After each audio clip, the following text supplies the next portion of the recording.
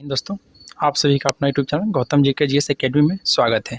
दोस्तों, हम लोग इस वीडियो में बिहार दरोगा का जो न्यू बुक 3rd एडिशन निकाला गया है, जिसमें आज हम लोग बिहार पुलिस के जो मद्य निषेध उत्पाद में जो दरोगा का पूछा गया है क्वेश्चन, जिसमें 64 पोस्ट था इसमें, और यह एग्जाम आपका 28/1/2024 को हुआ था, जो कि दोस्तों सबसे नवीनतम टेस्ट है आपका इस बुक का। तो इसी टेस्ट को हम लोग देखने वाले हैं।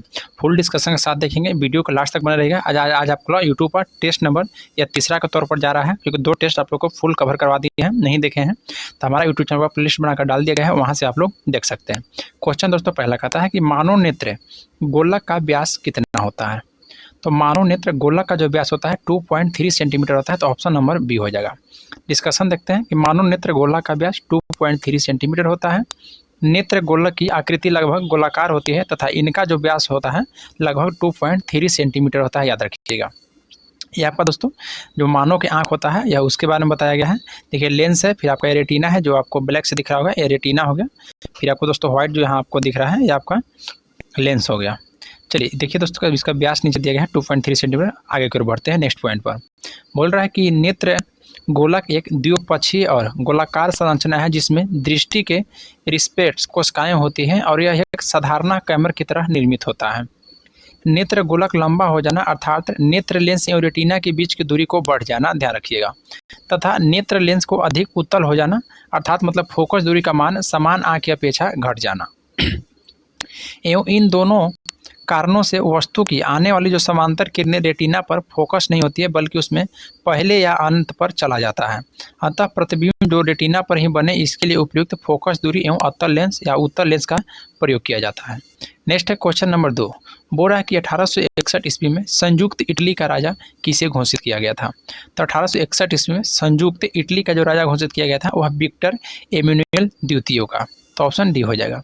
डिस्कशन बोलता है कि 1861 में संयुक्त इटली का राजा विक्टर एमेनुएल द्वितीय को घोषित किया गया था। नेक्स्ट पॉइंट है कि 1849 में विक्टर एमेनुएल सार्डिनिया का राजा बना था, और उसका सबसे महत्वपूर्ण दोस्तों निर्णय था कि काउर को प्रधानमंत्री के रूप में चुनना।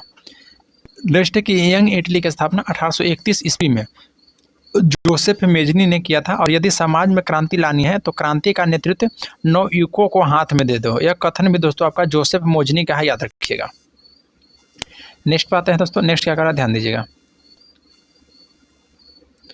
बोल रहा है कि यंग इटली की स्थापना 1831 में जोसेफ मेजनी ने किया था, ये भी हम लोग देख चुके हैं। बोला कि इटली का एकीकरण का जनक जोसेफ मेजनी को माना जाता है, याद रखना है। नेक्स्ट है कि मेजनी के द्वारा इटली वासियों को संघर्ष की चेतना से भर देने के कारण ही उसे इटली की आत्मा भी कहा जाता है। मेजनी एक दोस्तों विचारक होने के साथ साथ कवि भी था, और उसके कविताओं के माध्यम से इटली वासियों से स्वतंत्रता और राष्ट्रीयता को आदर्श का प्रसार किया था। और गैराबाल्डी जो है, यह लाल कुर्ते के नाम से सेना का संगठन किया गया था। गैरोबाल्डी याद रखना है। नेक्स्ट है गैरोबाल्डी इटली के स्वतंत्र और एकता के लिए अर्थक प्रयत्न करने वाला योद्धा था। प्रारंभ में दोस्तों जो गैरोबाल्डी मेजनी के पक्ष में था, लेकिन बाद में वह काउर के पक्ष में आ गया था। 1852 ईस्वी में काउर सार्डिनिया पीडमोंट का प्रधानमंत्री बना, और काउर जो इल्रिसो सर्गमेंट नामक समाचार पत्र का संपादक था, और इसी काउर के दिशा निर्देश में इटली का एकीकरण संपन्न हुआ था। नेक्स्ट पाते हैं क्वेश्चन नंबर दोस्तों आपका 30। क्वेश्चन नंबर 3 बोला है कि शिलालेखों का अध्ययन क्या कहलाता है। तो बताइए, शिलालेखों का अध्ययन दोस्तों आपका पूरा लेख कहलाता है, जिसे एपिग्राफी भी कहते हैं, याद रखिएगा। शिलालेख चट्टानों, स्तंभ, पत्थर, स्लैब, तांबा की प्लेट, इमारत की दीवार और मंदिर के भागों में पर देखे जाते हैं। एग्रो एस्ट्रोलॉजी, जो एग्रो एस्ट्रोलॉजी होता है, यह घासों का अध्ययन कहा जाता है। पुरातत्व भौतिक अवशेष के माध्यम से प्राचीन और हाल के मानव अतीत का अध्ययन किया जाता है, इसमें याद रखिएगा। नेक्स्ट है कि जो भारतीय पुरातत्व ऐतिहासिक है, भूगोल तथा इतिहास के लिए सर अलेक्जेंडर कनिंघम प्रसिद्ध हुए थे। कनिंघम को भारतीय पुरातत्व सर्वेक्षण विभाग का जनक माना जाता है। नेक्स्ट है बालाघाट किस राज्य में स्थित है। तो बालाघाट दोस्तों याद रखना सतपुरा के श्रृंखला में, जो कि आपका मध्य प्रदेश में स्थित है, तो ऑप्शन आपका ए राइट हो जाएगा। इसका डिस्कशन हम लोग देखते हैं दोस्तों। बोल रहा है कि सतपुरा पर्वत श्रृंखला के बीच स्थित बालाघाट मध्य प्रदेश राज्य में स्थित है, और यह मैंगनीज उत्पाद के लिए प्रसिद्ध है। यह बालाघाट का अर्थ है कि घाटों के ऊपर एक शहर। बालाघाट के प्राकृतिक मनोरम दृश्य में नसलोहर बांध, धूती बांध व गांगुलपारा झरना शामिल है। वैनगंगा नदी दोस्तों यहाँ से होकर बहती है और बालाघाट जो कि मध्य प्रदेश का सर्वाधिक लिंगानुपात वाला 1021 वाला जिला है दोस्तों, याद रखना है इसका लिंगानुपात 1021 है। देखिए परीक्षा उपयोग यहाँ पर महत्वपूर्ण तथ्य है, ध्यान देना है। मध्य प्रदेश का मुंबई दोस्तों, इंदौर को कहा जाता है भारत का इथियोपिया, जो कि मध्य प्रदेश को कहा जाता है भारत का इथियोपिया। उदयगिरी की गुफाएं आपको विदिशा जिला होगा जो कि मध्य प्रदेश में स्थित है। नेशनल न्यूज प्रिंट है एवं पेपर मिल जो कि नेपानगर में आपका खंडवा में मध्य प्रदेश में स्थित है नेपानगर। राम रोटी योजना जो कि दोस्तों नवंबर 2010 से भोपाल, इंदौर, जबलपुर एवं ग्वालियर में शुरू हुआ है राम रोटी योजना।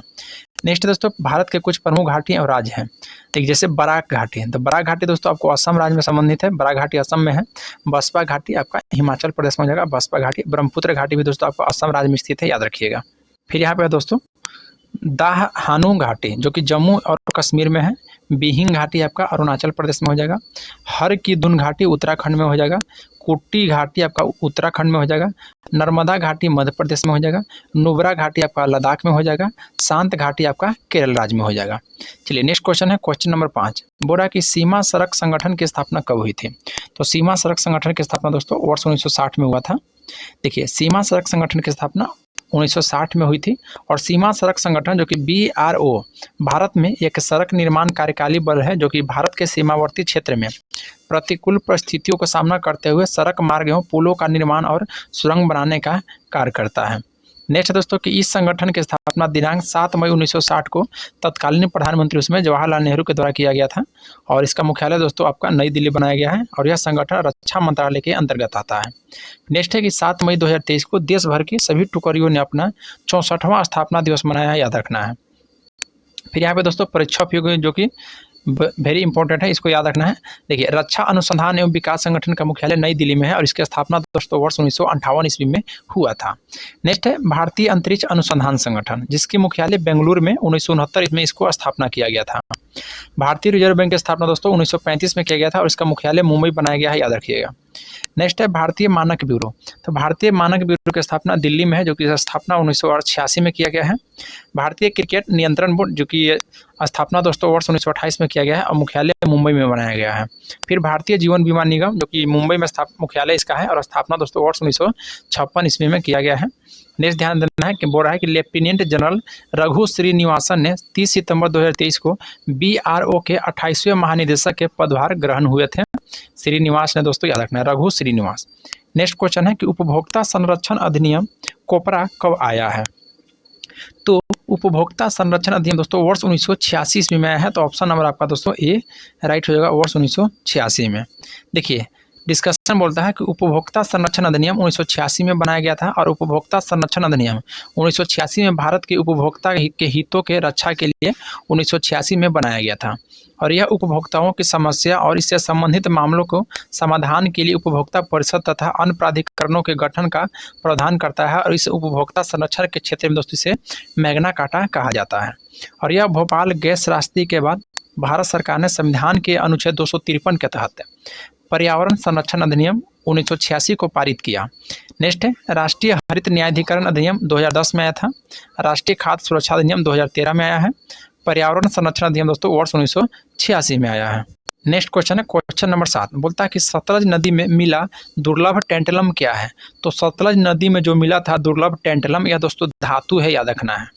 देखिए सतलज नदी से मिला टेंटलम एक दुर्लभ धातु है और इसकी खोज IIT रोपर के शोधकर्ताओं एक टीम ने किया था। टेंटलम का परमाणु क्रमांक दोस्तों 73 है और यह भूरे, भारी और अत्यधिक संक्षारण प्रतिरोधी है। इसका गलनांक दोस्तों अत्यंत ऊंच होता है, याद रखना है। नेक्स्ट है दोस्तों टेंटलम का उपयोग हम लोग कहाँ करते हैं? तो टेंटलम से बने कैपेसिटर जो कि छोटे आकार में दोस्तों यह अधिक बिजली भंडारण के लिए महत्वपूर्ण है। खान मंत्रालय के विशेषज्ञ एक समिति ने भारत के लिए 30 महत्वपूर्ण खनिजों का संग्रह की मान्यता दी थी जिसमें टेंटलम को भी दोस्तों शामिल किया गया था। प्लेटिनम के विकल्प के रूप में इसका उपयोग किया जाता है और इसका प्रयोग कृत्रिम जोरोस जैसे सर्जिकल उपकरण और प्रत्यारोपण बनाने के लिए किया जाता है। देखिए दोस्तों यहाँ पे एक महत्वपूर्ण नोट दिया गया है, इसको ध्यान देना है आपको कि इसकी खोज सबसे पहले 1802 ईस्वी में एंडर्स गुस्ताफ एक ने बर्ग किया था। किसका? तो टेंटलम की खोज 1802 में ही हो गया था। टेंटलम धातु को दोस्तों भारत, संयुक्त राज्य अमेरिका, UK और जर्मनी से आयात करता है नेक्स्ट है कि मानव विकास सूचकांक में क्या शामिल नहीं है। तो मानव विकास सूचकांक में दोस्तों याद रखना है जो लिंगानुपात होता है वह शामिल नहीं है। तो इसका राइट आंसर है दोस्तों ऑप्शन नंबर बी, लिंगानुपात। याद रखना लिंगानुपात शामिल नहीं है। बाकी दोस्तों शिक्षा शामिल है, संसाधन तक पहुंच और स्वास्थ्य भी आपको शामिल है। देखिए दोस्तों यह दरोगा से जो फर्स्ट और सेकेंड एडिशन बुक आया था उसमें भी 185 नंबर पेज में आपको क्वेश्चन यह दिया गया था। देखिए मानव विकास सूचकांक में लिंगानुपात शामिल नहीं है। मानव विकास सूचकांक को दोस्तों 3 आयामों के द्वारा निर्धारित किया गया है। जन्म के समय जीवन प्रतिस्पर्धा, शिक्षा और प्रति व्यक्ति आय। इस सूचकांक को प्रतिपादन 1990 ईस्वी में यूनाइटेड नेशन डेवलपमेंट प्रोग्राम से जुड़े अर्थशास्त्री महबूब उल हक जो कि पाकिस्तान के और इंगे कॉल के द्वारा किया गया था। इसका मान दोस्तों 0 से लेकर 1 के बीच में होता है, ध्यान दीजिएगा। नेक्स्ट है दोस्तों कि संयुक्त राष्ट्र के द्वारा पहला मानव विकास सूचकांक 1990 में जारी किया गया था और प्रत्येक वर्ष यूएनडीपी के द्वारा जारी किया जाता है। और मानव विकास सूचकांक की रिपोर्ट दोस्तों 2023 में सम्मिलित देश दोस्तों 191 को था। देश की बात किया दोस्तों तो देखिए स्विट्जरलैंड जो कि पहला स्थान पर है और इसका मान दोस्तों 0.962 है। लेकिन दोस्तों ये मान आप याद रखिए या ना रखिए, ये याद रखना है। स्विट्जरलैंड दोस्तों पहला स्थान पर है, नॉर्वे आपका दूसरा स्थान पर है, आइसलैंड तीसरा पर और भारत का इसमें स्थान दोस्तों 132 है और भारत का जो मान है 0.633 है। नेक्स्ट दोस्तों कि कृषि में किस प्रकार की बेरोजगारी पाई जाती है।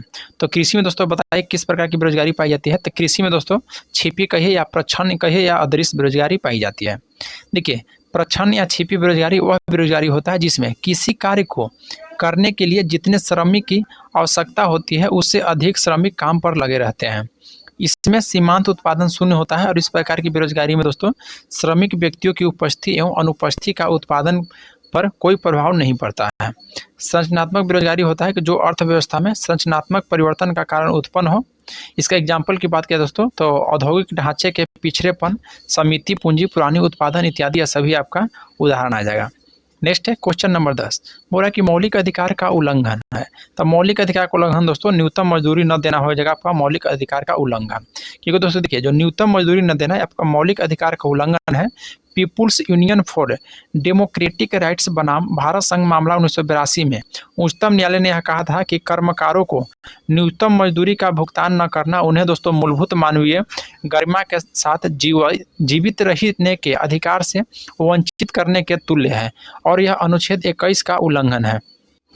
नेक्स्ट है दोस्तों मेनका गांधी बनाम भारत संघ 1978 में अनुच्छेद 21 को व्यापकता को बढ़ाकर केवल जीवन का अर्थ यानी जीवित रहने का नहीं मानवीय गरिमापूर्ण जीवन जीने का अधिकार माना।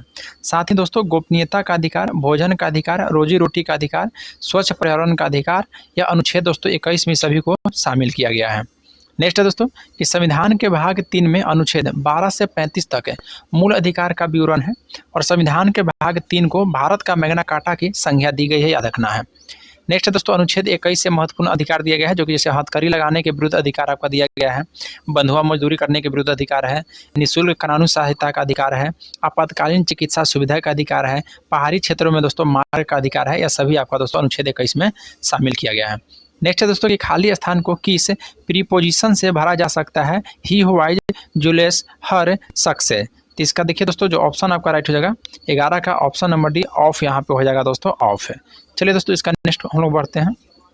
यहाँ पे दोस्तों देखिए कुछ शब्द में लिस्ट उनके साथ प्रयोग होने वाली प्रीपोजिशन को दिया गया दोस्तों, इसको आप लोग पढ़ लीजिएगा। नेक्स्ट हम लोग बढ़ते हैं क्वेश्चन नंबर 12। क्वेश्चन दोस्तों 12 कह रहा है कि भारतीय बैडमिंटन खिलाड़ी सात्विक साईराज रंकीरेड्डी ने कितने किलोमीटर प्रति घंटे की रफ्तार से स्मैश लगाकर बैडमिंटन में किसी पुरुष खिलाड़ी के द्वारा सबसे दोस्तों तेज हिट का रिकॉर्ड बनाया है। तो देखिए दोस्तों जो 565 किलोमीटर, ध्यान रखना है 565 किलोमीटर प्रति घंटा भारतीय बैडमिंटन खिलाड़ी है जो कि सात्विक साईराज रंकीरेड्डी 565 किलोमीटर प्रति घंटा की रफ्तार से कोरिया ओपन के दौरान किसी पुरुष खिलाड़ी के द्वारा सबसे तेज स्मैश लगाकर दोस्तों गिनी वर्ल्ड रिकॉर्ड बनाएगा। यहाँ किसी नहीं हो दोस्तों, यहाँ पर इसी हो जाएगा, इसी पुरुष खिलाड़ी के द्वारा। और सात्विक जो साईराज ने यह स्मैश 14 अप्रैल 2023 को लगाया था। सात्विक साईराज ने अपना हाल ही में चिराग शेट्टी के साथ मिलकर इंडोनेशिया ओपन सुपर 1000 का खिताब जीता है। नेक्स्ट दोस्तों कि हुंगुल क्या है बताइए। हुंगुल क्या है दोस्तों, तो हुंगुल एक कश्मीरी हिरन है, याद रखना है। और यह उत्तर भारत के पाकिस्तान खास करके कश्मीर में दोस्तों पाया जाने वाली लाल हिरन की नस्ल है। कश्मीर का दाचीग्राम राष्ट्रीय उद्यान इस हिरन के लिए प्रसिद्ध है। यह जम्मू और कश्मीर का राज्य पशु है। हंगुल का वैज्ञानिक नाम आपसे पूछेगा तो सर्वस एल्फास हंगुल है। सर्वस एल्फास हंगुल। पहली बार दोस्तों अल्फ्रेड वैगनर के द्वारा 1844 ईस्वी में इस प्रजाति को चिन्हित किया गया था। ध्यान देना है IUCN को रेड डाटा बुक में दोस्तों हंगुल को विलुप्त प्राय पशु घोषित कर दिया। दोस्तों याद रखना हंगुल को विलुप्त प्राय। नेक्स्ट है दोस्तों कि हंगुल परियोजना का शुभारंभ वर्ष 1970 ईस्वी में किया गया है। देखिए यहाँ पे आपको परीक्षा उपयोगी अन्य महत्वपूर्ण तथ्य को ध्यान देना है। भारत राज्य की राजकीय पशु की सूची दिया गया है। देखिए बिहार का दोस्तों राजकीय पशु क्या है आपको तो गौर यानी कि बैल है। झारखंड का दोस्तों राजकीय पशु आपका हाथी हो जाएगा। उड़ीसा का राजकीय पशु आपका सांभर हिरन हो जाएगा। पंजाब का राजकीय पशु आपका काला हिरन है। राजस्थान का दोस्तों चिंकारा है। आंध्र प्रदेश का काला हिरन है। आंध्र प्रदेश का दोस्तों और पंजाब का काला हिरन हो गया। फिर गुजरात का दोस्तों ध्यान देना है काला हिरन है। गुजरात का एशियाई शेर हो जाएगा। सॉरी आंध्र प्रदेश का दोस्तों काला हिरन, गुजरात का एशियाई शेर और महाराष्ट्र का विशालकाय गिलहरी हो जाएगा। क्वेश्चन नंबर दोस्तों 14 का रहा है कि जी आकाश किस खेल से संबंधित है।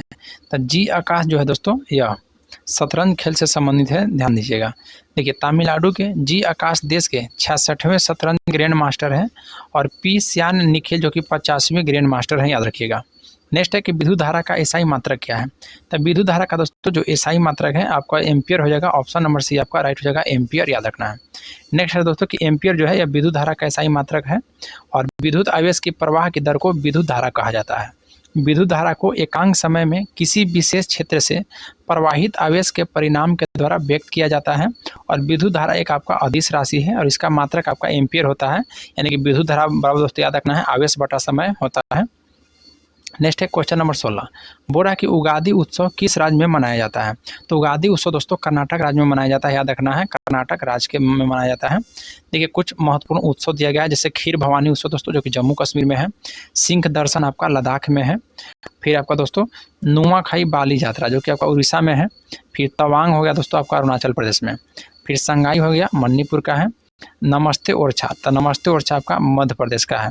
गुड़ी पर्व दोस्तों जो कि 9 वर्ष का प्रारंभ में मनाया जाता है महाराष्ट्र में। और बोनालू या बथुकंपा आपका तेलंगाना का हो जाएगा। बोनालू या बथुकंपा तेलंगाना का। उत्तरायण या बेस्तु उत्सव यानी कि दोस्तों गुजरात का है। फूलदेई दोस्तों आपका उत्तराखंड का है। ये सभी आपको वेरी इंपॉर्टेंट है दोस्तों। ये सभी उत्सव को आपको याद रखना है। नेक्स्ट है दोस्तों कि बमाको किस देश की राजधानी है। तो बमाको जो है दोस्तों ये आपका माली की राजधानी है। याद रखना है। बमाको दोस्तों माली देश की राजधानी है और यह माली देश का सबसे बड़ा शहर है बमाको। माली देश से संबंधित कुछ महत्वपूर्ण तथ्य है जो कि मुद्रा यहाँ का दोस्तों वेस्ट अफ्रीकन CAF फ्रैंक है। याद रखना है।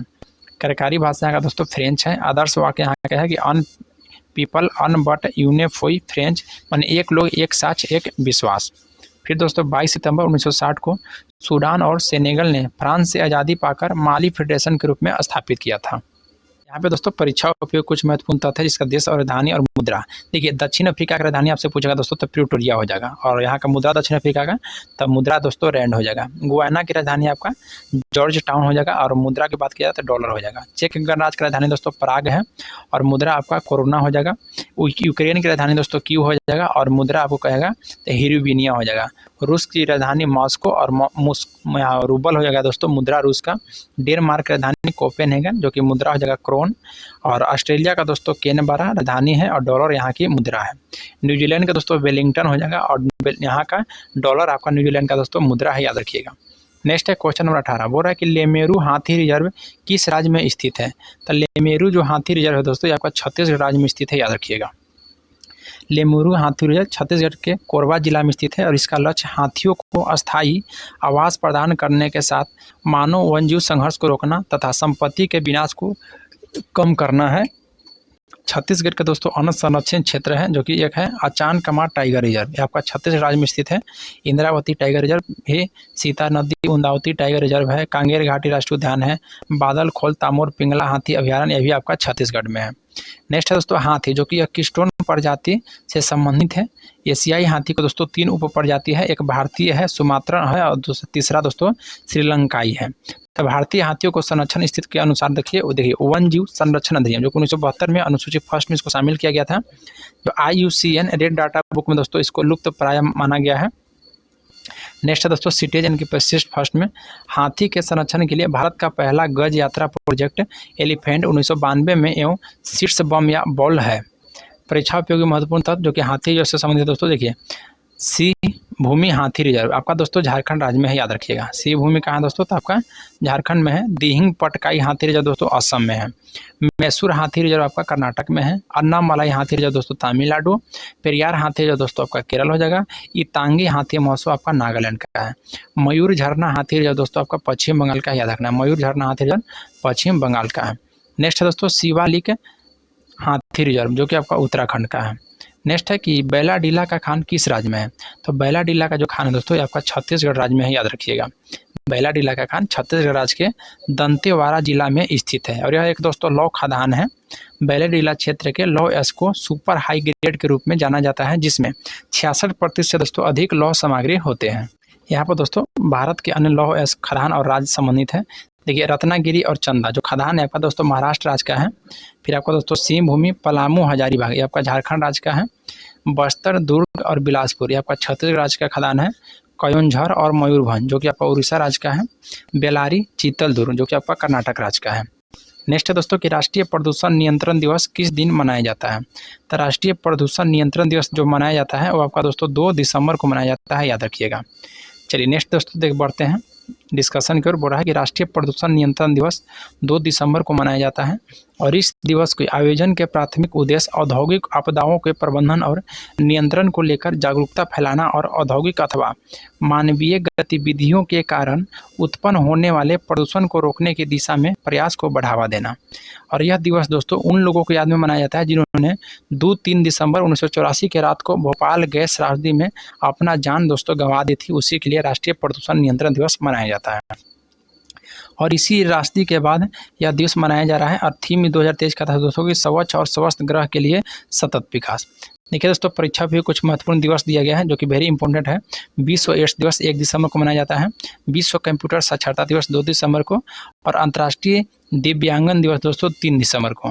और फिर है युवा कौशल दिवस आपका 15 जुलाई को मनाया जाता है और राष्ट्रीय शिक्षा दिवस आपका 11 नवंबर को मनाया जाता है।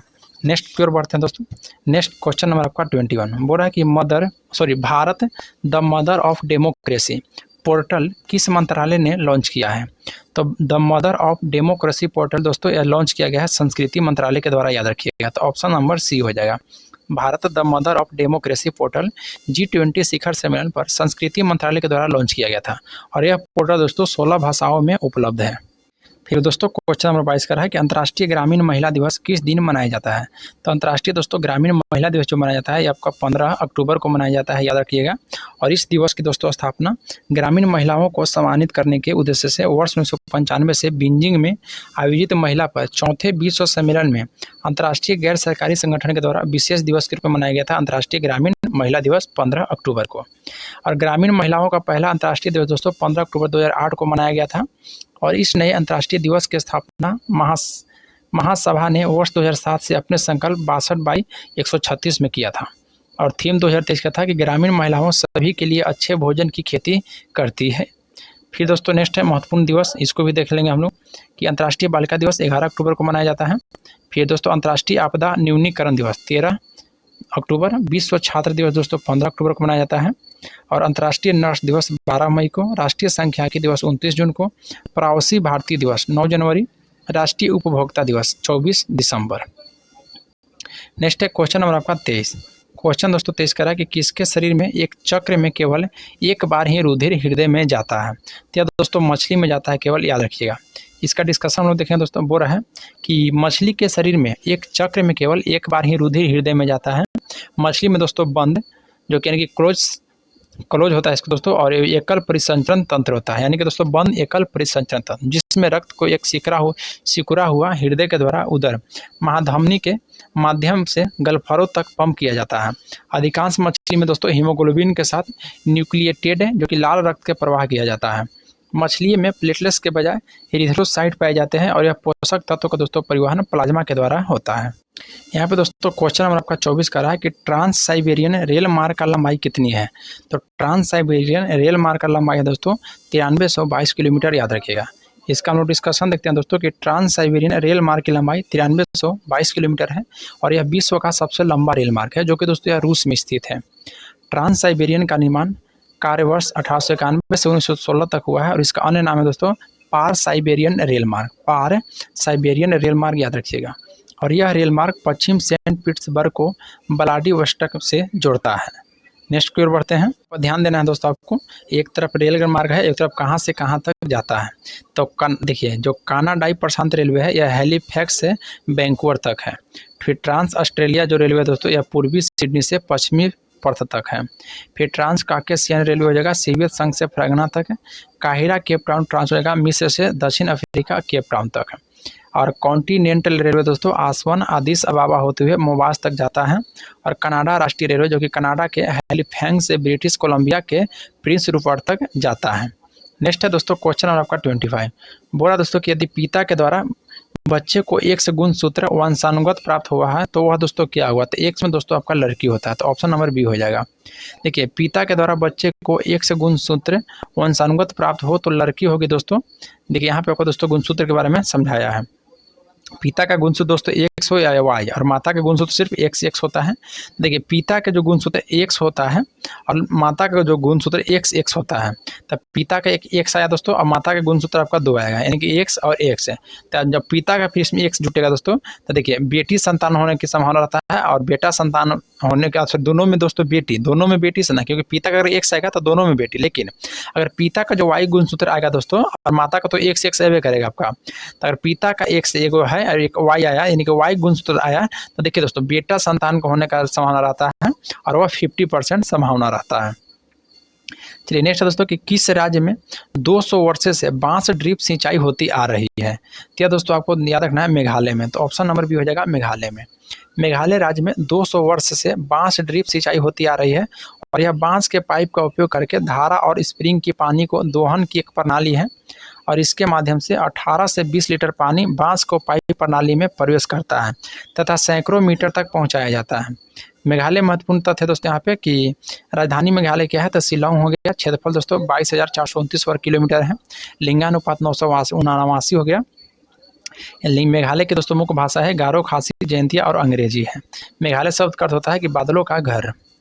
उत्तर एवं पूर्व में असम, दक्षिण पश्चिम में बांग्लादेश से घिरा हुआ है और पर्यटन स्थल यहाँ का हो जाएगा चेरापूंजी, मासिनराम, बारा पानी गुफाएं, एलिफेंटा जलप्रपात और नोकरेक राष्ट्रीय उद्यान, ये सभी आपका दोस्तों मेघालय में पाया जाता है। देखिए फिर भारत की सबसे लंबी प्राकृतिक गुफा दोस्तों जो कि क्रेमलियाटपरा जो कि मेघालय में स्थित है। राजीव गांधी भारतीय प्रबंधन संस्थान जो कि भी मेघालय में है। नोकीलाई जो कि 340 मीटर दोस्तों यह जलप्रपात मेघालय में स्थित है। विश्व में सर्वाधिक वर्षा वाला स्थान दोस्तों आपको मासिनराम, चेरापूंजी, ये भी दोस्तों आपका मेघालय में ही अवस्थित है। नेक्स्ट दोस्तों क्वेश्चन नंबर आपका 27। क्वेश्चन 27 कह रहा है कि चर्च के द्वारा कृषि के उपज का 10वां हिस्सा कर के रूप में वसूली किया जाता है, तो यह दोस्तों टीथ है। क्या, तो टीथ याद रखना है दोस्तों, टीथ आपका राइट आंसर हो जाएगा। देखिए चर्च के द्वारा कृषि की उपज का 10वां हिस्सा जो होता है यह टीथ के रूप में वसूल किया जाता है। टाइल दोस्तों एक प्रकार का धार्मिक कर आपका है, सीधे राज को अदा किया जाने वाला यह टाइल आपका कहा जाता है और यह एक प्रकार का प्रत्यक्ष कर है। नेक्स्ट है लिवरे। लिवरे दोस्तों जो कि फ्रांस की मुद्रा का नाम था जिससे 1794 में समाप्त कर दिया गया है। 18वीं सदी में फ्रांसीसी समाज 3 स्टेट में बांटा गया था। प्रथम स्टेट में दोस्तों पादरी वर्ग थे, द्वितीय स्टेट में कॉलोनी वर्ग थे और तृतीय स्टेट में दोस्तों जो कि बड़े व्यवसायी, व्यापारी, अदालत कर्मचारी, किसान, ये सभी आपको दोस्तों तृतीय स्टेट में थे। प्रथम में पादरी, द्वितीय में कुलीन, याद रखना है। नेक्स्ट दोस्तों कि प्रथम 2 स्टेट कुलीन वर्ग एवं पादरी वर्ग के लोगों को कुछ विशेषाधिकार जन्मना प्राप्त थे और इनमें से सबसे महत्वपूर्ण विशेषाधिकार दोस्तों राज के दिए जाने वाला कर में छूट था। देखिए तत्कालीन फ्रांसीसी समाज में केवल तीसरे स्टेट के लोग जो कि जनसंधारण ही अदा कर सकते थे दोस्तों फ्रांसीसी समाज में। देखिए उल्लेखनीय है कि फ्रांसीसी समाज में अप्रत्यक्ष कर नमक और तंबाकू जैसी रोजाना उपयोग की वस्तु पर लगाया जाता था। प्राचीन राजतंत्र पद का प्रयोग सामान्यतः 1789 से पहले फ्रांसीसी समाज और संस्थाओं के लिए होता था। फ्रांसीसी समाज दोस्तों 18वीं से संबंधित कुछ परीक्षा उपयोगी महत्वपूर्ण तथ्य हैं कि सन 1774 में बुर्बो राजवंश का लुई 16वीं फ्रांस की राजगद्दी पर केवल दोस्तों 20 वर्ष की आयु में बैठा था और यह लुई 16वीं जो है शासनकाल में फ्रांस में अमेरिका के 13 उपनिवेशों को साझा शत्रु ब्रिटेन से आज़ाद करने में सहायता दी थी। लुई 16वें को दोस्तों देशद्रोह के आरोप में 21 जनवरी 1793 को प्लेस डी लॉन कॉन्कॉर्ड में सार्वजनिक रूप से फांसी दे दिया गया था। और फ्रांस में सन 1793 से 1794 तक काल का दोस्तों आतंक का युग कहा जाता है, यानी कि 93 से 94 दोस्तों आतंक का युग कहा जाता है। फिर क्वेश्चन नंबर यहाँ आपका 28 बोला दोस्तों कि फ्रांसीसी उपनिवेश को अंतिम रूप से दास प्रथा का उन्मूलन किस वर्ष किया गया था? तो यह दोस्तों 1848 में फ्रांसीसी उपनिवेशों से अंतिम रूप से दास प्रथा का उन्मूलन 1848 में किया गया था। और फ्रांसीसी उपनिवेशों में दास प्रथा का जो उन्मूलन जैकोबियन शासन के क्रांतिकारी सामाजिक सुधार में से एक था। ठीक है दोस्तों, यहाँ पे उल्लेखनीय है कि दास व्यापार 17वीं शताब्दी से शुरू हुआ है। ध्यान रखना है, दास व्यापार 17वीं से। नेक्स्ट दोस्तों कि फ्रांसीसी सौदागर बोर्दे या नान्ते बंदरगाह से अफ्रीका तट पर जहाज ले जाते हैं और यहाँ से स्थानीय सरदारों से दास खरीदते हैं। दास को दाग कर हथकड़ियाँ डालकर अटलांटिक महासागर के पार कैरिबियाई देश को 3 माह की लंबी समुद्री यात्रा के लिए जहाज में ठूंस दिया जाता है। नेक्स्ट यहाँ पे क्वेश्चन नंबर 29 बोला है, ध्यान दीजिए कि वाइमर संविधान के जर्मनी के संसद को क्या कहा जाता है? तो वाइमर संविधान के दोस्तों जर्मनी के संसद को जो बोला जाता है राइखस्टाग, याद रखिएगा। वाइमर संविधान में जर्मनी के संसद को राइखस्टाग कहा जाता है। और सन 1919 ईस्वी में वाइमर में एक राष्ट्रीय सम्मेलन आयोजित हुआ था, जिसमें दोस्तों जर्मन राइख शासन के लिए एक नया संविधान लिखा गया था और उसी वर्ष 11 अगस्त को दोस्तों अपना लिया गया था। जर्मनी के प्रथम विश्व युद्ध के बाद 1919 से 1933 तक शाही सरकार के बदलने में जर्मन राइख ने कार्यभार संभाला था। तो उस समय जर्मन के औपचारिक नाम दोस्तों जर्मन राइख था। यहाँ दोस्तों महत्वपूर्ण देश और उनके संसद का नाम ध्यान देना है। रूस के संसद का नाम दोस्तों क्या है? तो ड्यूमा। रूस के संसद का ड्यूमा हो जाएगा। इजराइल का दोस्तों निसेट हो जाएगा। जापान का डाइट हो जाएगा। जर्मनी का दोस्तों बुंडसटैग, जर्मनी का दोस्तों बुंडसटैग। मलेशिया का दोस्तों दीवान निगारा हो गया मलेशिया। पोलैंड का हो जाएगा सोजिम। नेपाल का हो जाएगा राष्ट्रीय पंचायत। फ्रांस का हो जाएगा नेशनल असेंबली। और स्वीडन का हो जाएगा आपका रिक्सडाग। नेक्स्ट है दोस्तों कि जर्मनी का सबसे शक्तिशाली राज्य क्या है? तो प्रसा है। जर्मनी राष्ट्रीय सभा में डाइट के नाम से भी जाना जाता है और यह दोस्तों फ्रैंकफर्ट में होती है। सूडान के युद्ध के बाद जर्मनी का एकीकरण संभव हो सका और जर्मनी के आर्थिक राष्ट्रवाद का पिता फ्रेडरिक लिस्ट को माना जाता है। जर्मनी का एकीकरण दोस्तों बिस्मार्क ने किया है, याद रखना है। जर्मनी का एकीकरण किसने किया है? तो बिस्मार्क ने। नेक्स्ट क्वेश्चन है क्वेश्चन में दोस्तों आपका 30 क्वेश्चन दोस्तों 30 करा कि भारत के मुख्य चुनाव आयुक्त कौन है? जो कि दोस्तों क्वेश्चन 3/1/2024 तक पूछा गया है। तो उस समय दोस्तों जो राजीव चुनाव आयुक्त है उस समय दोस्तों राजीव कुमार थे। 25वां क्रम के ऑप्शन नंबर बी आपका राइट हो जाएगा। चलिए दोस्तों इसका हम लोग डिस्कशन देखते हैं। इसका डिस्कशन कर रहा है कि भारत के मुख्य चुनाव आयुक्त राजीव कुमार जो कि 25वां क्रम के थे और संविधान के भाग 15 अनुच्छेद 324 से 329 में निर्वाचन आयोग से संबंधित उपबंध दिया गया है। भारत निर्वाचन आयोग की स्थापना दोस्तों 25 फरवरी 1950 को हुई थी और यह एक अस्थायी संवैधानिक निकाय है। निर्वाचन आयोग का गठन मुख्य निर्वाचन आयुक्त एवं 2 अन्य निर्वाचन आयुक्त से किया जाता है, जिसका दोस्तों नियुक्ति राष्ट्रपति के द्वारा किया जाता है। यहाँ पे दोस्तों मुख्य चुनाव आयुक्त का कार्यकाल पूछा गया तो 6 वर्ष या 65 वर्ष की आयु जो भी पहले हो तब तक होगा। और अन्य चुनाव आयुक्त का कार्यकाल पूछेगा तो 6 वर्ष या 62 वर्ष दोस्तों जो भी पहले हो। मुख्य चुनाव आयुक्त व अन्य चुनाव आयुक्त की सर्वोच्च न्यायालय के न्यायाधीश के बराबर वेतन एवं भत्ते मिलते हैं, याद रखिएगा। निर्वाचन आयोग का प्रमुख कार्य दोस्तों कि चुनाव क्षेत्रों का परिसीमन करना, मतदाता सूची को दोस्तों तैयार करवाना और विभिन्न राजनीतिक दल को मान्यता प्रदान करना, चुनाव करवाना भी दोस्तों। और राजनीतिक दल के लिए आचार संहिता तैयार करवाना। मुख्य चुनाव आयुक्त को महाभियोग जैसी प्रक्रिया से हटाया जा सकता है। भारत के प्रथम चुनाव आयुक्त दोस्तों सुकुमार सेन थे। भारत के अन्य 2 निर्वाचन आयुक्त जो कि ज्ञानेश कुमार और सुखबीर सिंह सिंधु है। नेक्स्ट है क्वेश्चन नंबर 31 कृषि अर्थव्यवस्था के किस क्षेत्र के अंतर्गत आता है? तो कृषि अर्थव्यवस्था दोस्तों यह प्राथमिक क्षेत्र के अंतर्गत आता है। ऑप्शन नंबर आपका ए राइट हो जाएगा। कृषि अर्थव्यवस्था दोस्तों प्राथमिक क्षेत्र के अंतर्गत आता है और यह अर्थव्यवस्था को आर्थिक गतिविधियों को निम्नलिखित श्रेणी में बांटा गया है। प्राथमिक क्षेत्र दोस्तों कि जहां प्राकृतिक संसाधन के उत्पाद के रूप में प्राप्त किया जाता है और इसे कृषि से समृद्ध क्षेत्र भी कहते हैं। एग्जाम्पल में दोस्तों कृषि, वानिकी, मत्स्य, खनन, उत्खनन, यह सभी आपका दोस्तों प्राथमिक क्षेत्र में आएगा। तृतीय क्षेत्र की बात करें दोस्तों तो इस क्षेत्र के अंतर्गत अर्थव्यवस्था के प्राथमिक क्षेत्र के उत्पादन के प्रयोग में विनिर्मित वस्तु को उत्पादन का लेखांकन किया जाता है और इसे औद्योगिक क्षेत्र भी कहा जाता है। तो निर्माण, गैस, जल, विद्युत आपूर्ति, यह सभी आपका द्वितीय क्षेत्र में आएगा। तृतीय क्षेत्र दोस्तों यह क्षेत्र अर्थव्यवस्था के प्राथमिक और द्वितीय क्षेत्र के अपनी सेवाएं प्रदान करता है और इसे सेवा क्षेत्र भी कहा जाता है। एग्जाम्पल में दोस्तों व्यापार हो जाएगा, होटल हो जाएगा, रेस्टोरेंट हो जाएगा, परिवहन, संचार, चिकित्सा, सभी बैंकिंग आपका दोस्तों तृतीय क्षेत्र में आता है। चतुर्थ क्षेत्र, यह क्षेत्र तृतीय क्षेत्र के उन्नत रूप है क्योंकि इसमें ज्ञान क्षेत्र से संबंधित सेवाओं को शामिल किया जाता है। एग्जाम्पल में दोस्तों सूचनाओं का संग्रहण करना, सूचनाओं का अध्ययन करना, विश्लेषण करना, प्रबंधीय कौशल, तकनीक कौशल, ये सभी आपका चतुर्थ क्षेत्र का उदाहरण है। नेक्स्ट है पंचक क्षेत्र, यह क्षेत्र उच्च किस्म की सेवाओं से संबंधित है और इस क्षेत्र में दोस्तों गोल्ड कॉलर प्रोफेशंस को शामिल किया जाता है जो कि अपने क्षेत्र को उच्च विशेषज्ञ होते हैं, जैसे दोस्तों शोधनकर्ता हो जाएगा, वैज्ञानिक, ये सब आपको आ जाएगा पंचक क्षेत्र में। नेक्स्ट है दोस्तों क्वेश्चन 32, कालेश्वरम लिफ्ट सिंचाई परियोजना किस नदी पर है? तो देखिए दोस्तों जो कालेश्वरम लिफ्ट सिंचाई परियोजना है यह आपका दोस्तों गोदावरी नदी के तट पर स्थित है, याद रखिएगा, और यह परियोजना तेलंगाना में स्थित है। इस परियोजना का 3 मुख्य उद्देश्य दोस्तों कि परिवहन, बिजली और सिंचाई।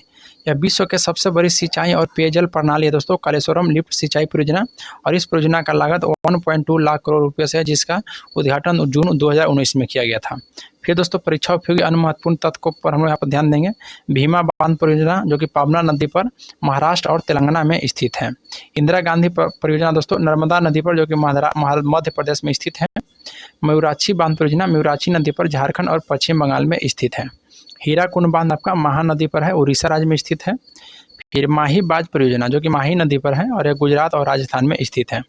भाखड़ा नांगल बांध परियोजना दोस्तों जो कि सतलज नदी पर है, यह पंजाब, राजस्थान, हरियाणा और इसका दोस्तों जो लाभान्वित राज्य हो जाएगा पंजाब, राजस्थान, हरियाणा संयुक्त परियोजना है, याद रखिएगा। नेक्स्ट है क्वेश्चन नंबर 33, गंगा की सहायक नदी कौन है? तो गंगा की सहायक नदी दोस्तों याद रखना है आपका यमुना हो जाएगा। ये गंगा की सहायक नदी यमुना है। और परीक्षा उपयोगी की बात की जाए तो देखिए गंगा में दोस्तों बाएं किनारे से मिलने वाली जो नदियां हैं रामगंगा, घाघरा, गोमती, गंडक, बूढ़ी गंडक, बागमती, कोसी, महानंदा, ये सभी बाएं ओर से मिलता है। और दाएं ओर से दोस्तों यमुना हो जाएगा, सोन हो जाएगा, टोंस हो जाएगा, हुगली गंगा की प्रमुख वितरिका, याद रखिएगा। नेक्स्ट है यहाँ पे कि गंगा नदी का उद्गम स्थान। तो गंगा नदी का उद्गम स्थल दोस्तों उत्तराखंड के उत्तरकाशी जिले में गोमुख के निकट गंगोत्री हिमनद से है। गंगा नदी का मुहाना दोस्तों जो कि बंगाल की खाड़ी में है, इसको मेघना के नाम से, यानी कि गंगा नदी को 2008 में राष्ट्रीय नदी का दर्जा दिया गया है। इसका कुल लंबाई दोस्तों 2525 किलोमीटर है और भारत की नदी में सबसे बड़ा अपवाह तंत्र गंगा नदी का है। गंगा नदी दोस्तों उत्तर प्रदेश के कुल 28 जिले एवं बिहार के 12 जिले से होकर गुजरती है और गंगा नदी के किनारे बसा सबसे बड़ा शहर दोस्तों आपका कानपुर है। बिहार वाला दोस्तों याद रखना आपको वेरी इंपॉर्टेंट है कि 12 जिले से होकर गुजरती है। यमुना का उद्गम स्थल दोस्तों बंदरपुर श्रेणी पर स्थित यमुनोत्री हिमनद से है जो कि मुहाना संगम गंगा नदी प्रयागराज है। यमुना सहायक नदी की बात किया दोस्तों तो देखिए बाएं ओर से मिलने वाली होगा टोंस, सेंगर, हिंडन, रीन जो कि हिमालय प्रदेश में टोंस यमुना का सबसे बड़ी सहायक नदी है। दाएं से मिलने वाली होगा दोस्तों चंबल, बेतवा, सिंध, केन, ये सभी आपको हो जाएगा दाएं से मिलने वाले। नेक्स्ट क्वेश्चन है क्वेश्चन नंबर आपका 34।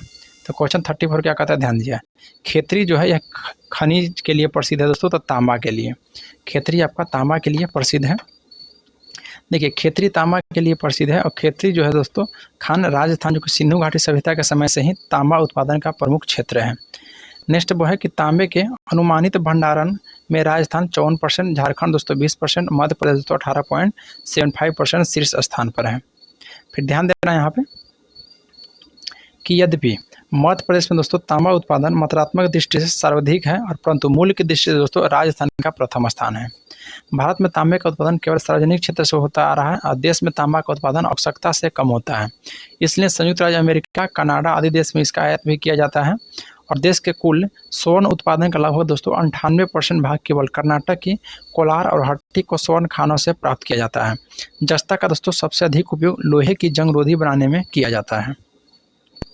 नेक्स्ट है कि व्यापारिक स्तर पर संचालित होने वाली शीशे कोई एकमात्र खान राजस्थान के जावर में है और झारखंड में पूर्व सिंहभूमि जिला का जादूगोरा क्षेत्र यूरेनियम खनन हेतु सर्वाधिक महत्वपूर्ण है। नेक्स्ट क्वेश्चन दोस्तों क्वेश्चन नंबर 35 बोल रहा है दोस्तों यूनान को किस संधि के द्वारा एक राष्ट्र के रूप में मान्यता प्रदान किया गया था? तो यूनान को दोस्तों कस्तूनिया के संधि के तहत 1832 ईस्वी में। देखिए यूनान की जो कस्तूनिया के संधि हुआ था दोस्तों 1832 के द्वारा एक राष्ट्र के रूप में मान्यता दिया गया था और 15वीं सदी में यूनान ऑटोमन साम्राज्य का हिस्सा था। यूरोप में क्रांतिकारी राष्ट्रवाद की प्रगति से यूनानियों को आज़ादी के लिए संघर्ष 1821 में प्रारंभ हो गया था और यूनान ने राष्ट्रवादियों को पश्चिमी यूरोप के अनेक लोगों को भी समर्थन मिला जो कि प्राचीन यूनानी संस्कृति के प्रति सहानुभूति रखते थे। कवियों और कलाकारों ने यूनान को यूरोपीय सभ्यता का पालना बताकर प्रशंसा की और मुस्लिम साम्राज्य के विरुद्ध यूनान के संघर्ष के लिए दोस्तों जनमत जुटाया था। अंग्रेजी कवि दोस्तों जो कि लॉर्ड बायरन ने धन इकट्ठा किया और बाद में युद्ध लड़ने भी गए, जहां 1824 में बुखार से उनकी मृत्यु हो गया था और 1832 के कस्तूनिया की संधि से यूनान को एक संयंत्र राष्ट्र की मान्यता दिया गया। उल्लेखनीय है दोस्तों कि यूनान की स्वतंत्रता संग्राम ने पूरे यूरोप को शिक्षित अभिजात वर्ग में राष्ट्रीय भावना को संचार किया था और उल्लेखनीय है कि वर्साई की संधि 1919 के द्वारा प्रथम विश्व युद्ध की समाप्ति हुई थी। नेक्स्ट है दोस्तों क्वेश्चन नंबर आपका 36 बोल रहा है कि एम्नेस्टी इंटरनेशनल किससे संबंधित है। तो यह दोस्तों मानवाधिकार से है, याद रखना है किससे, तो मानवाधिकार से एम्नेस्टी इंटरनेशनल संबंधित है। और यह दोस्तों गैर सरकारी संगठन है जो कि इसकी स्थापना 1961 में पीटर बेंसन नामक ब्रिटिश वकील के द्वारा किया गया था। मुख्यालय दोस्तों लंदन है जो कि यूके में पड़ता है और इस संगठन के लक्ष्य है कि ऐसी दुनिया का निर्माण करना जहां प्रत्येक व्यक्ति मानवाधिकार को सार्वभौम घोषणा और अन्य अंतर्राष्ट्रीय मानवाधिकार संबंधी दस्तावेज अधिकार का उपयोग कर सके। यहाँ पे दोस्तों कुछ संगठन दिया गया है जो कि परीक्षा के उपयोग देखा जाए तो बहुत ही महत्वपूर्ण परीक्षा की दृष्टि से है दोस्तों। तो जिसमें है आपका विश्व व्यापार संगठन। तो विश्व व्यापार संगठन की बात किया दोस्तों तो जिसे बोला जाता है WTO वर्ल्ड ट्रेड ऑर्गेनाइजेशन, जो कि 1995 में स्थापना हुआ था और दोस्तों जिनेवा इसका मुख्यालय है।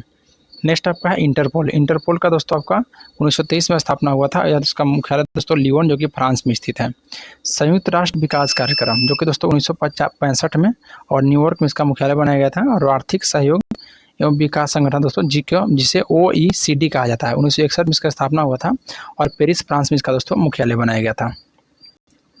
नेक्स्ट है कि उत्तराखंड में किस सुरंग में 41 मजदूर के लिए दोस्तों रेस्क्यू ऑपरेशन चलाया गया था।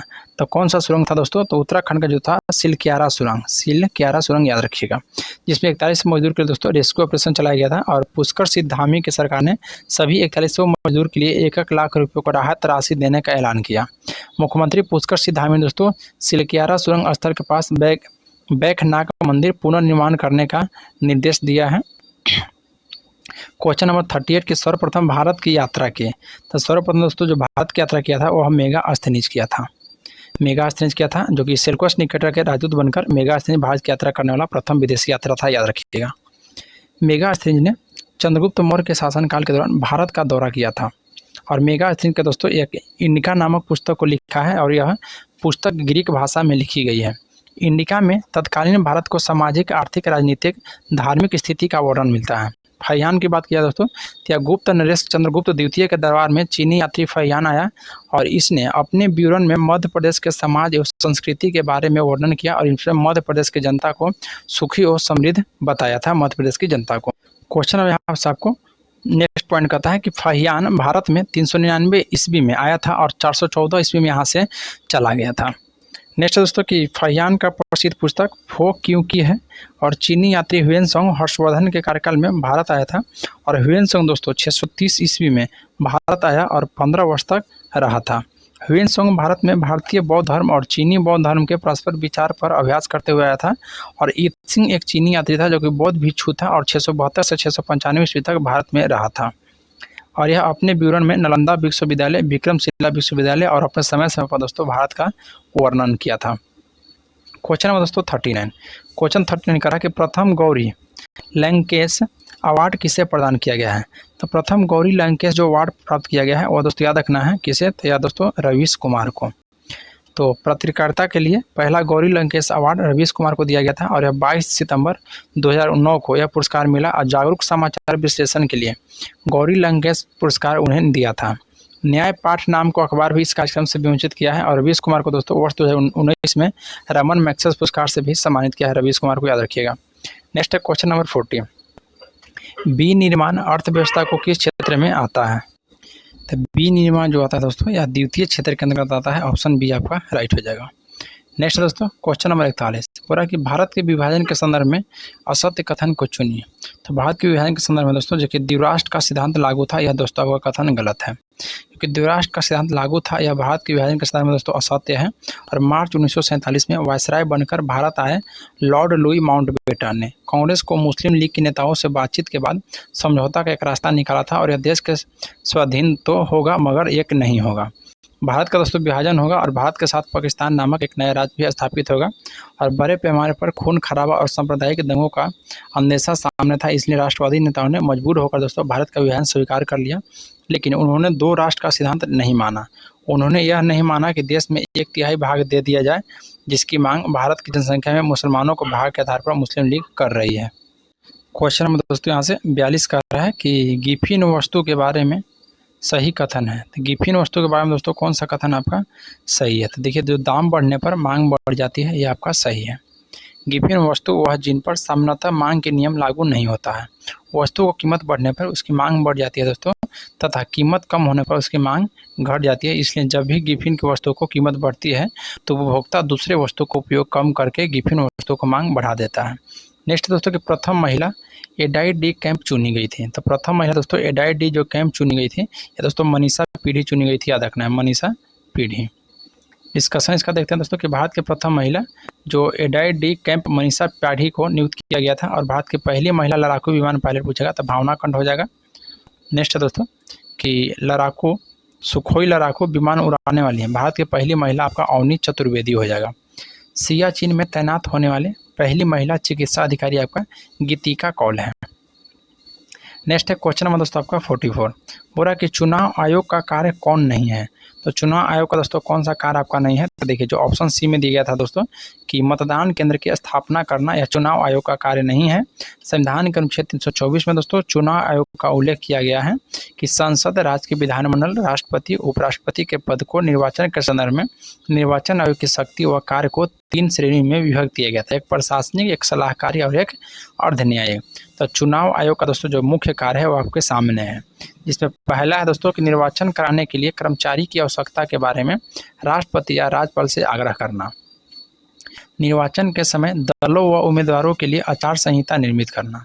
संसद सदस्य को निर्भरता से संबंधित मामलों पर राष्ट्रपति को सलाह देना। निर्वाचन के तिथि के समय सारणी निर्धारित करना और नामांकन पत्रों का परीक्षण करना। और विधान परिषद के सदस्य को निर्भरता को संबंधित मामलों पर राज्यपाल को परामर्श लेना। नेक्स्ट है दोस्तों कि PSLV C58 किससे लॉन्च किया गया था? तो PSLV C58 दोस्तों आदित्य L1, ध्यान रखिएगा, PSLV C58 रॉकेट से एक्सपोर्ट को लॉन्च किया गया था। अच्छा दोस्तों, आदित्य L1 को C57 से लॉन्च किया गया था दोस्तों। ये ऑप्शन डी हो जाएगा, ऑप्शन डी हो जाएगा दोस्तों एक्सपोर्ट को। देखिए, एक्सपोर्ट को एक्स-रे पोलरीमीटर सैटेलाइट है, और PSLV C57 रॉकेट को दोस्तों भारतीय अंतरिक्ष अनुसंधान संगठन ने पहले सौर मिशन आदित्य L1 को प्रक्षेपण के लिए गया था। C57 याद रखना है, आदित्य L1 C57 और PSLV C58 export set. Next है दोस्तों कि देश के मौजूदा कानून में बदलाव कौन कर सकती है? देश के मौजूदा कानून में दोस्तों जो बदलाव कर सकती है वो याद रखना है आपको दोस्तों, संसद कर सकती है। तो ऑप्शन हो जाएगा बी, देश के मौजूदा कानून में बदलाव आपको संसद कर सकती है। और किसी भी देश में कानून बनाने का सबसे बड़ा अधिकार संसद को होता है। कानून बनाने या विधि निर्माण का यह काम इतना महत्वपूर्ण होता है कि इन सभाओं को विधायिका कहते हैं। दुनिया भर के संसद नए कानून बना सकती है, मौजूदा कानून में दोस्तों संशोधन कर सकती है, और यह मौजूदा कानून को खत्म कर सके नया कानून बना सकती है। देखिए, उच्चतम न्यायालय में देश में न्यायिक प्रशासन को नियंत्रित करता है, और देश के सभी अदालत को उसके फैसला मानना होता है। और प्रधानमंत्री को सरकार के प्रमुख होने के नाते उसे व्यापक अधिकार होते हैं, और यह कैबिनेट को बैठक की अध्यक्षता कराता है। वह विभिन्न विभाग के कार्यों को समन्वय करता है, और विभाग के विवाद के मामलों में उसका निर्णय अंतिम माना जाता है। देश के सारे कानून और सरकार के प्रमुख नीतिगत फैसला राष्ट्रपति के नाम से जारी होता है, और सभी प्रमुख नियुक्तियां राष्ट्रपति के नाम पर ही होती है। और वह भारत के दोस्तों मुख्य न्यायाधीश, सर्वोच्च न्यायालय और राज्य के उच्च न्यायालय के न्यायाधीश, राज्यपाल, चुनाव आयुक्त और दूसरे देश के राजदूतों के आदि सभी का नियुक्ति दोस्तों राष्ट्रपति के द्वारा किया जाता है। क्वेश्चन नंबर दोस्तों 47 बोल रहा है कि लॉन्ग वॉक टू फ्रीडम किसकी आत्मकथा है? तो लॉन्ग वॉक टू फ्रीडम जो है दोस्तों आपका नेल्सन मंडेला की आत्मकथा है, याद रखिएगा। Long Walk to Freedom Nelson Mandela की आत्मकथा है। इस पुस्तक को दोस्तों वर्ष 1995 में लिटिल ब्राउन एंड कंपनी के द्वारा प्रकाशित किया गया था। नेल्सन मंडेला जो कि दक्षिण अफ्रीका के राष्ट्रपिता के रूप में एक रंगभेद विरोधी आंदोलन के लिए जाना जाता है, और 1994 से 1999 तक दक्षिण अफ्रीका के पहले अश्वेत राष्ट्रपति के रूप में कार्य किए थे। और दोस्तों भारत में इन्हें 1990 में भारत रत्न से सम्मानित किया है, और पाकिस्तान ने इन्हें 1992 में निशान-ए-पाकिस्तान से सम्मानित किया दोस्तों। और 1993 में इन्हें नोबेल पुरस्कार से भी सम्मानित किया गया था। और उनके प्रमुख पुस्तक है जैसे conversation with the my self या the struggle is my life, noisy walk to freedom, in his own words. देखिए, यहाँ से कुछ महत्वपूर्ण पुस्तक है, सभी पुस्तक याद रखना है, जैसे अस्टेक टू लव या द ट्रेम्प ऑफ कंसाइंस जो कि मार्टिन लूथर किंग का है, गोटिसबर्ग एड्रेस या द सोसाइटी स्लस्की जो कि अब्राहम लिंकन का है, ये वेस्ट वेस्ट या द गोल्डन हाउस जो कि सलमान रश्दी का है, ये नेशन ऑफ इमिग्रेंट और वाई इंग्लैंड स्टेप जो कि जॉन एफ कैनेडी का है, Harry Potter and deathly Harry जो कि जे.के. रावलिंग का है, राइट फॉर माई लाइफ जो कि रस्किन बॉन्ड का है, सनराइज ओवर अयोध्या जो कि सलमान खुर्शीद का है, और how predicting the next epidemics ये बिल गेट्स का है। नेक्स्ट है क्वेश्चन नंबर 48।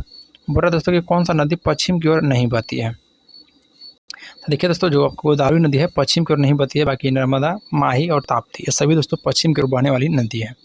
गोदावरी नदी दोस्तों पश्चिम की ओर नहीं बहती है। गोदावरी नदी प्रायद्वीपीय भारत का सबसे लंबी नदी है जो कि पूर्व दिशा में प्रवाहित होते हुए बंगाल की खाड़ी में अपना मुहावना बनाती है, और इसका उद्गम दोस्तों पश्चिमी घाट के पहाड़ी में स्थित त्रिमकेंसर नामक से हुआ था।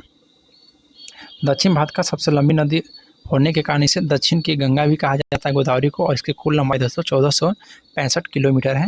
नर्मदा नदी का उद्गम दोस्तों छत्तीसगढ़ में स्थित मैकाल पर्वत की श्रेणी से अमरकंटक पहाड़ से होता है। भ्रंश घाटी से होकर प्रवाहित होने वाली यह भारत की सबसे दूसरी लंबी नदी है, जिसे कुल लंबाई दोस्तों 1312 किलोमीटर है। और यह नेक्स्ट है कि तापी नदी जो कि मध्य प्रदेश के बैतूल जिले के मुल्ताई नामक स्थान के निकट सतपुरा श्रेणी से निकलती है, और इस श्रेणी के समानांतर 1724 किलोमीटर की लंबाई से पश्चिम की ओर प्रवाहित होने वाली और खम्भात की खाड़ी में मिल जाती है। माही नदी दोस्तों उद्गम जो कि मध्य प्रदेश के थार जिला में विंध्याचल पर्वत से होता है, और 553 किलोमीटर की दूरी तय करने के बाद खम्भात की खाड़ी में जाकर मिलती है। सोम और जाखम इसकी मुख्य सहायक नदी है, याद रखिएगा। नेक्स्ट है दोस्तों, ये क्वेश्चन 49 दोस्तों यहाँ मिलान करना है। इसका डायरेक्ट हम दोस्तों मिलान यहीं पे कर लेते हैं। देखिए, धर्मनिरपेक्ष राज्य किसी राज्य में राजकीय संरक्षण नहीं प्रदान करता है। देखिए, धर्मनिरपेक्ष के बारे में पहले जानेंगे, जो कि भारतीय राज्य ने किसी भी धर्म को राजकीय धर्म के रूप में अंगीकार नहीं किया है। श्रीलंका में दोस्तों बौद्ध धर्म, पाकिस्तान में इस्लाम और इंग्लैंड में ईसाई धर्म को जो दर्जा रहा है, उसके विपरीत भारत का संविधान किसी भी धर्म का विशेष दर्जा नहीं देता है। संविधान धर्म के आधार पर किए जाने वाला किसी तरह के भेदभाव को असंवैधानिक घोषित करता है, और संविधान सभी नागरिकों और समुदाय को किसी भी धर्म को पलायन करने का प्रचार करने की आज़ादी देता है। यहाँ से दोस्तों जातिवाद दोस्तों यहाँ से ध्यान देना है, जो कि व्यक्ति जो अपनी ही जाति के सदस्यों को हितों को सर्वोपरि समझता है। जब पार्टी चुनाव के लिए उम्मीदवारों को नाम तय करती है तो चुनाव क्षेत्र के मतदाताओं को जाति का हिसाब ध्यान में रखती है, ताकि उन्हें चुनाव जीतने के लिए जरूरी वोट मिल जाए। एक होता है नारीवादी, जो कि सामाजिक और राजनीतिक क्षेत्र में ज़्यादातर हिस्सा महिलाओं के अधिकार और हितों को बढ़ावा देने पर केंद्रित करता है। राजनीतिक गोलबंदी ने सार्वजनिक जीवन में औरत की भूमिका को बढ़ाने में दोस्तों मदद करता है। नेक्स्ट दोस्तों कि दुनिया के कुछ हिस्से जैसे स्वीडन, नॉर्वे और फिनलैंड जैसे स्कैंडिनेवियाई देशों में सार्वजनिक जीवन में महिलाओं को भागीदारी का स्तर काफ़ी ऊंचा था। यहाँ पे एक दोस्तों संप्रदाय, देखिए सांप्रदायिक एक समुदाय या धर्म में लोगों के द्वारा दूसरे समुदाय या धर्म के विरुद्ध भेदभाव की अभिव्यक्ति।